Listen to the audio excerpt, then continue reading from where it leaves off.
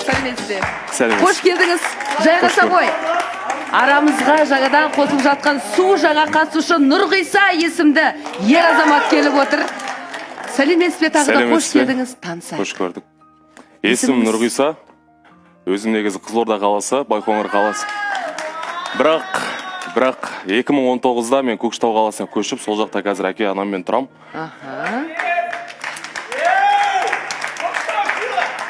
Демек, ата-анаң сонда Көкшетауда тұрады ғой? Иә, Көкшетауға 2019 жылы көшіп кеткенбіз. Көшіп кеткенбіз. Оның алдында қайда тұрғансыңдар? Оның алдында Қызылорда облысы, Қызылорда облысы, Байқоңыр қаласы Төретам кентінде дүниеге келген. Керемет. Нұрғиса, жасың нешеде? Жасым 22-де. 22-де. Енді 22-де болсаң, Нұрғиса, үйленуге қаншалықты дайынсың?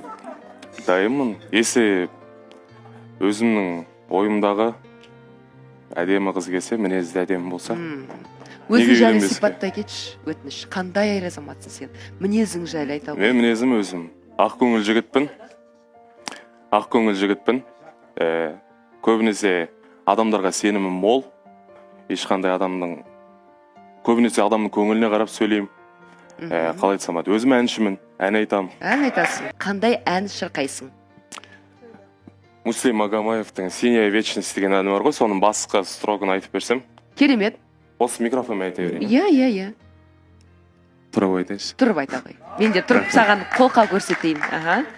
Ал. Жоқ, ондай акапелла ғой, ондай билейтін нәрсе емес, шыны керек. Жарайды. Море вернулось, говором чаек, песни прибоя, рассвет пробудил. Сердце как друга, море серчает, сердце как песня, летит из груди. О, дегенде потом айтып беремін, хорошо? Жарайды, кішкене қобалжып тұр ғой. Нұрғиса, қош келдің. Енді Алла қаласа осы студияда өзіңнің болашақ жарыңды кездестіргің. Келгенге әбден біз тілектеспіз. Қош келдің. Орныңа жайғаса ғой, жігіттердің қатарына.